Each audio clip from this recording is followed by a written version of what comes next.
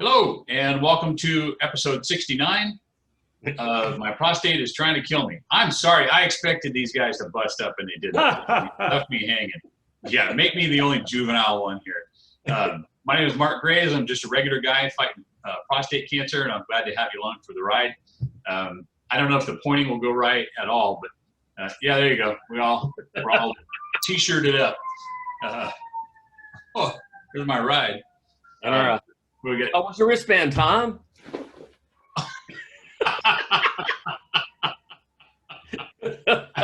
I hope it's close by. I apologize. There's a fire engine going by here. I didn't do it. And so anyways, there he is. Okay. So we got Tom, and you met Jack on the last video. And when we left off, Jack had gone through his biopsy, through all of his diagnosis and everything, and he was starting radiation. So I'm going to mute the fire engine, and I'll let you pick it up there. Yeah, so like I was saying, I started 5 weeks of radiation, 5 days a week on July 20th. And, you know, they told me that there might be some side effects and all of that stuff, and I had none. I mean, actually, none of the medications. I virtually have no side effects from anything that I'm doing. I don't have any sickness. I don't have any of that. I get hot flashes because of the lack of testosterone. I have,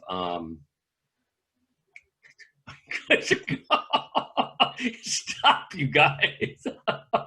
They're making faces at me that you guys can't see. Anyway, so I don't have any of the side effects. I have, like I said, I have the hot flashes. I have maybe the tiniest bit of fatigue. My oncologist keeps asking me, do you have fatigue? And I said, I don't really know. I said, you know, I'm the guy that if I sit down in a chair for any length of time, I fall asleep, still do that. So it's like, I don't know, hasn't stopped me from doing anything. In fact, I'm in the midst of remodeling my house by myself. So no fatigue. I did have constipation, which I was just telling the guys that I got under control. Originally I was taking some stool softeners, but and then I started eating prunes, and then I was able to cut the stool softeners out. So I just eat prunes in the morning, prunes at night, and add some fiber into my diet, and everything seems to be fine. So after my radiation, my neurologist had scheduled an appointment for 3 months. He wanted to do another brain MRI, so we did the brain MRI. So I go into the neurologist's office, and he sits me down, and he looks at the report, and he goes, did you have surgery? And I was like, for what? And he goes, on your brain. And I said, no, and if I did, I think maybe you might know that. And he goes, yeah, that's what I thought. And he goes, well, let's look at this. And he pulls up the report, and basically the report said, after resection, no mass found. And basically it was saying that after surgery, they had no mass. They couldn't find any mass. And I look at him and I went, so does that happen? Do things like that disappear? And he goes, nope. And I was like, so how do you explain that? And he looks at me and he just goes, miracle? I don't know. And he seriously was sort of flabbergasted. So he, you know, after a couple minutes, he says, well, here's the deal. He says, I don't see the lesion anymore. It's gone. I don't know what that means. He says, I'm going to call the radiologist and explain to him that you haven't had any surgery, and we're going to go from there. So I go out, make another appointment. He says, whatever happens, we'll see you in 6 months. You know, we'll do another one just to monitor it. So I go out, make the appointment, go out. He calls me up the next day and he says, well, I talked to the radiologist, and he says he doesn't know why, but there's no lesion. So whatever it is, it's gone. So that's fine. I'm really happy about that. And I go off and thinking it's a miracle and all of that stuff. And then I get to go to my oncologist. So I go to my oncologist, I tell him the whole story, and he looks at me and he goes, well, I sort of wish it hadn't disappeared. And I said, what? And he went, yeah. He said, because the fact that it disappeared while you're on treatment, he says, I have to assume, I have no proof of this, but I have to assume that it's because it was tied to your to your prostate cancer, and that your treatment has caused that lesion to disappear. And he said, so that means that the metastasis that you had quite possibly could have been further than we thought. He says, but with that said, it's gone. That's a great thing. That means that even if it was, that the treatment you're on is doing its job, and we'll move along with that. So that's that pretty much brings us up to date. I don't think I have much more. My PSA levels have been at 0 since September 2nd. So everything is good. I mean, I don't have any side effects. I feel pretty much exactly the way I felt before I found out I had cancer, and my life goes on, you know. I just keep on keeping on. Okay, unmute myself. That's fantastic. You know, just the crazy fact that you had a tumor in your head and, you know, mass in your head and it's gone. Yeah, no, that's crazy. That is good. Tom, do I have you unmuted? I don't know. Do you? I do. I do. Can you hear me? Can you hear me now? So your plan of action now then, Jack, is they're going to have to keep track of your PSA, right? Because it's the only way they're going to be able to tell. Right. They're keeping track of the PSA. I just had a bone scan, a bone density scan, a couple of days ago to make sure that, you know, the medication that's keeping me alive is not killing me. And I just got the results of that back today. I haven't met with the oncologist, but I got the result back from the radiologist, and basically everything is normal. So my bones are not being affected at this point by the medication, and everything looked good. I have a CT scan because I did have a couple of spots on my lungs that they thought might just be valley fever, being exposed to valley fever and scar tissue. That's what they think it is. But being that there's a couple spots on my lungs, they want to check them in 6 months or 3 months. And so I'll have that done next in a couple weeks, and then I'll meet with my oncologist after that. And hopefully, you know, if they're gone, then I guess maybe that means that they were actually part of the cancer too. So who knows? It is what it is. You know, I just keep on going every day. I wake up and I thank the good Lord that I get one more day. Yeah. I mean, my big thing is just to live long enough to see my kids and my grandkids grow up. And, you know, that's basically my goal right now, is to just do that and make as much money as I can so I can leave my kids and grandkids better off than I am. Yeah. Awesome. Well, you got the good attitude for it. You know, it's, and that's the one thing I can say about the three of us is attitude makes all the difference in the world. You know, you can wake up in the morning and go, why me? Why did I get cancer? God, why are you doing this to me? You know, this sucks. But, or you wake up in the morning like me, I go, cool, I got a pee bag. I didn't get out of bed once last night. Yeah, and remember that you were doing Yeah. Yeah. Remember, you didn't have fatigue? I don't get out of bed to pee. So I'll see your no fatigue and raise you. I'm in bed all night. Yeah, even my doctor, my oncologist he was like, you know, he says, I've never had anybody that started out with the attitude that you have. He says, you know, you just were like, yeah, it is what it is. Let's go. And he says, I've had people get to that point. He says, but normally when you tell somebody they have cancer, they break down. You know, even my dad said he lost it when he was told, you know, he had prostate cancer. And I told my doctor point blank, I said, I have two choices. I can either do what I did, accept it, figure out how to work around it and move on, or go home, put a gun in my mouth and pull the trigger. Because that's really, you know, there isn't an in between. You either have to accept it and do everything you can moving forward to try to make everything as good as it is and stay alive as long as you can, or why be around? I mean, there's no reason, you know. You're going to have your bad days, you're going to cry, you're going to do all that stuff, but move on, you know. That's what we got to do, and I think all three of us are perfect examples of that. Yeah. I have my biggest moments late at night. If I'm not sleeping, I'm start wandering, mind starts racing, I toss and turn, then I have little mini meltdowns, but I get some sleep and wake up in the morning and I'm ready to go. I try not to think about it. I ran into the situation where when I was diagnosed with cancer, I had a female friend of mine within a week that was diagnosed with breast cancer, and she was going through, you know, harsh chemo. I mean, really bad stuff. And she was just so depressed. And so, and it's like trying to keep her up and all that stuff. And I had another friend who got diagnosed with cancer, and it was inside his lungs and his stomach and liver. He died like a month later. Then another friend was diagnosed. He died 2 months later.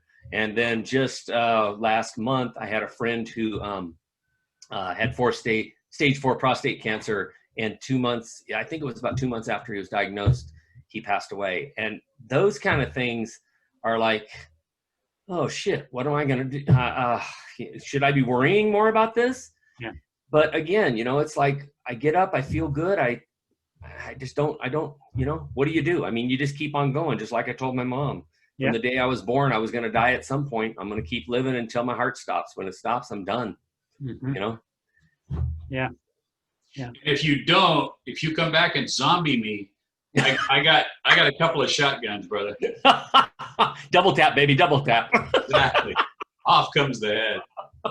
Yeah, but it's weird because like I did pussy out when I found out. I mean, it hit me hard. But I was also after a week of sleep deprivation and all that kind of stuff.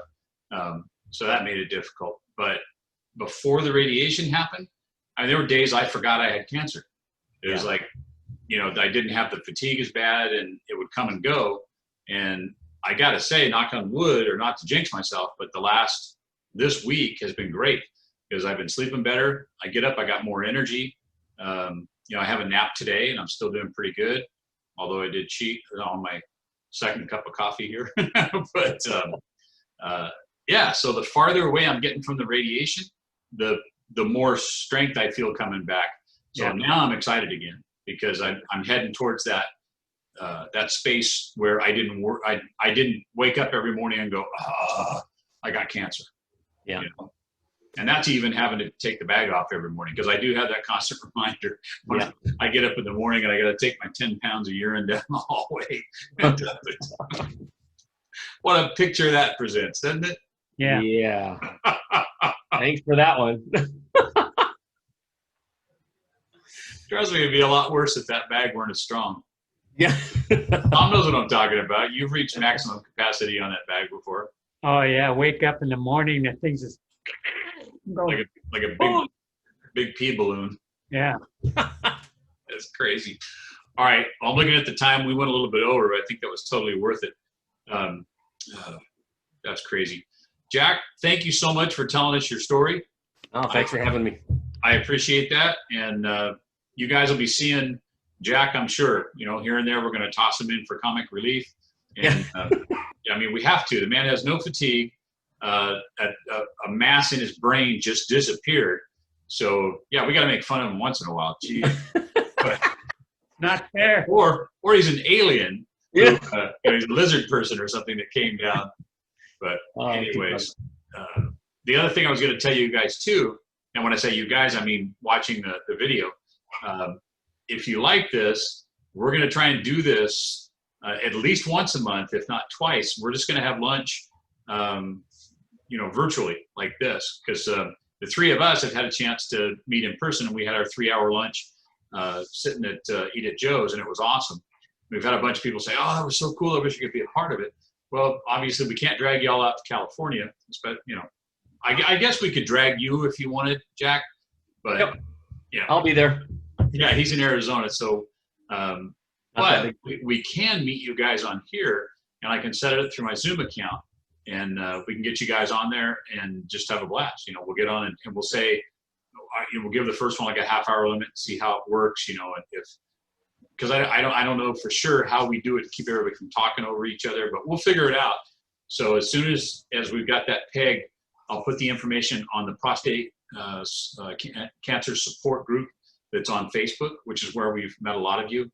And you'll find both John and Tom and Jack are very active on that board. They do a lot more commenting than I do. I do mostly the little heart, the care thing.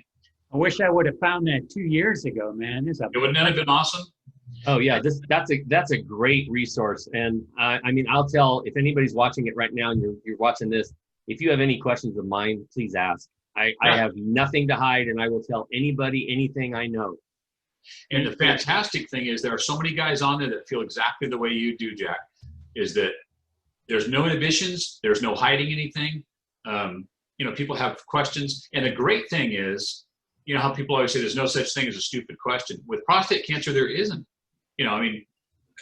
How can you, berate somebody for asking a question? Yeah. And man, so much knowledge on there. And it's not like doctors are giving you answers, but it's people who have been through it. And if they haven't been through it, then, we just click care and wait for somebody who has been through it to be on there. But you guys have been really active since you got onto the page. And, I keep waiting to get thrown off because that guy that got thrown off for the F word because of my tagline that I always use. Oh, I think people let you slide on that one, and I missed the drama on. Yeah, what was it, Phil? Phil got kicked off. I don't know what he said, but he used the F word somewhere in there, and it says don't use the F word, and I'm like, well, that's my thing, Yeah. I don't know. I missed that. I missed the whole drama part completely. I saw the thread on people asking for him not to be thrown off, but I didn't find out what he did to be thrown off. Tom, did you see any of the original stuff on it? No. How long have you guys been on there? I've only been on there since 2 weeks maybe since you invited. Yeah, I think I probably got on the same time you did because you maybe a little bit before you, but I've been on there over a year. Yeah. Oh wow. Yeah, for a long time. So I'm sorry. This is what happens, guys. This is what your lunch will be like. We just sit here, start shooting the shit, and the next thing you know, because we had 3-hour lunch. Yeah. 3.5. 3.5. Yeah. So I'll get it set up. We'll put out the invitation to the meeting. The three of us will be there. I'm pretty sure there's 2 other guys from California. Brett, I'm pretty sure will be there. Blanking on the other guy's name. And that's the only good thing about taking hormone treatment is I get to blame my memory loss on it. So, silver lining, guys. I had that before I started the hormone treatment. It does amplify it though, quite a bit. But wait, one more thing. So, I went to Costco the other morning and I was there early, and I couldn't get in except I had cancer. So it was anybody who is over 60 or compromised can get in. Right. So I had to use my cancer that day because I really needed to get into Costco before 10 o'clock. Did you wear your T-shirt? No, they just. And the funny thing is, she didn't ask me. So I guess I'm close enough to 60 that she just went, "Yeah, he's an old guy." Yeah. There you go. Or just look at it. I think legally they can't ask you. Because of HIPAA and all that kind of stuff. Right. But that'd be great. Walk in and go, "I'm a hippo." Bring your biopsy report. Yeah, I'm self-identifying as a hippo today, so here I go. Yeah. All right. Well, thank you, gentlemen, so much for being there, and thanks to everybody for watching the videos. If you want to follow along with the journey, then just click on the subscribe button below if you want to be notified when the next video is up. Hit the little bell on there, and these don't hurt. That makes a big difference on the algorithm, and sharing it too. So if you know somebody that's in your family, you got a friend or whatever that might benefit from some of the information we have, or just needs a couple of chuckles, share this with them and let them join in too. And hopefully we'll build up the channel and get more people involved in this. And if you ever have any questions, put them below. If you have comments or whatever, if you want to be in one of the videos, man, I'll put you on. If you want to be interviewed, if you've got a great story or whatever, let me know, man. I'll throw you on there. Be a hard time topping these two, but we could shoot. That's fun. It's fun and it's easy once you get into it. It's fun. Yeah, it is. It actually is.